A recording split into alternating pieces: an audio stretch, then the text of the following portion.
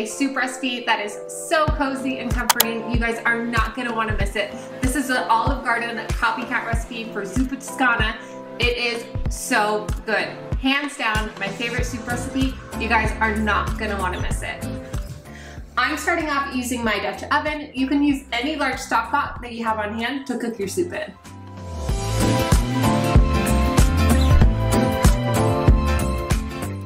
I'm drizzling about 1.5 tablespoons of avocado oil into the bottom of my pan, but you can use any oil that you prefer as well.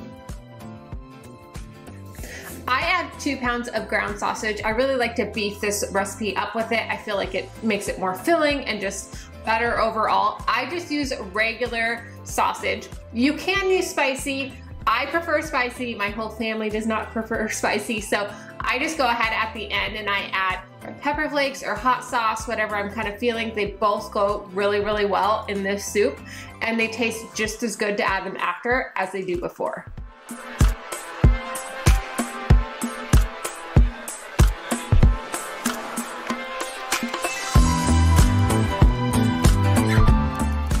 While the sausage is cooking, I like to chop up my onion.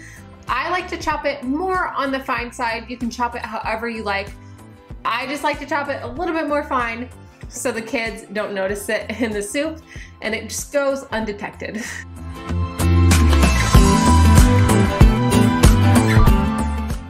I stir my sausage about every minute or so. I like it a little bit more fine in my soup and not such big chunks, so that's why I go back every minute. But you can do it however you prefer your sausage. If you like it in bigger chunks, and you obviously don't need to chop it up and stir it every couple minutes, and you can just kind of let it sit longer and stir it up as you go. But I like it a little bit more fine. That way every bite of soup, you get a bite of sausage as well. And again, while that sausage is cooking, I am going to just kind of chop up my kale. I actually bought the pre-chopped bag of kale, but I still find that it has like the really big, thick stems in it in some places, and they just don't cook down very well, at least in my opinion. I don't like to eat my soup and find like really crunchy, hard bits of kale in there. So I just go ahead and separate like the leafy part from the stem, and then separate them into bowls. That way I have a whole bowl of just like the nice leaves that will soften up really nicely in the soup.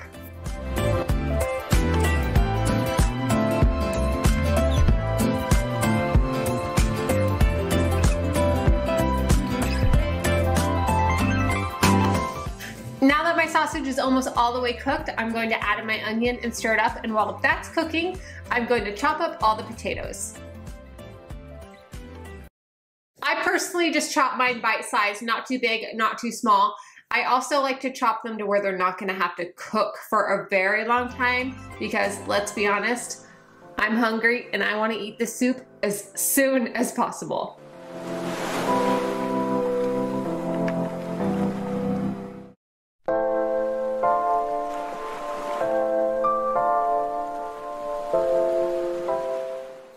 Now that the onions are soft, I'm going to add my water and chicken bouillon. You could also use chicken stock or vegetable stock. It's really whatever you have on hand.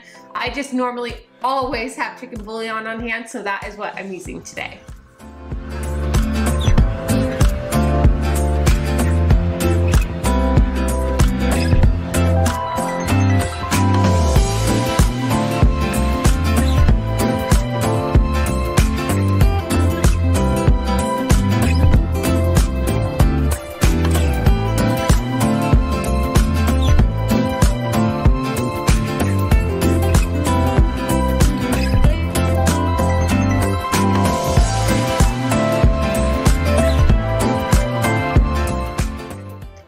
The water and chicken bouillon into my soup, I am chopping up my bacon pretty finely. I actually cooked this bacon this morning while I was cooking breakfast, and I didn't reserve any of the bacon grease, but I highly, highly recommend adding just a little bit, maybe a tablespoon or two of bacon grease into this soup, and it makes it so good.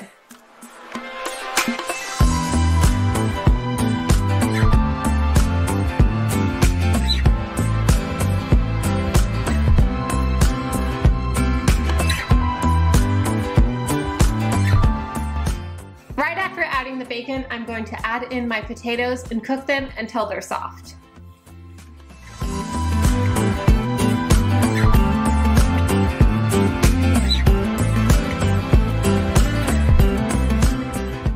Now that my potatoes are soft, I'm going to add my half and half. You can also use heavy whipping cream if you desire. It will be that much more creamy, but I'm telling you, if you're looking to save a little bit of calories, the half and half really does make it creamy and delectable as well.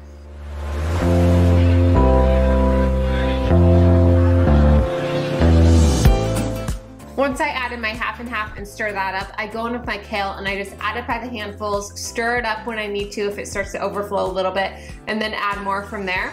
You may be thinking that this looks like way too much kale, but trust me, it's not. It really cooks down in the soup, so it doesn't turn out to be as much kale as you think it would, and you honestly cannot taste it at all in the soup, so don't be worried. You could also substitute spinach if that's something that you'd be interested in. It's really whatever you have on hand, but the kale really does cook down nicely and you cannot taste it at all.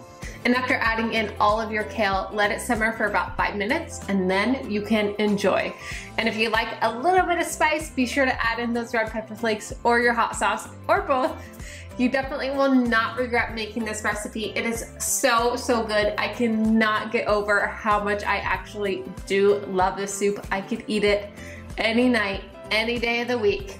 It is seriously delicious. I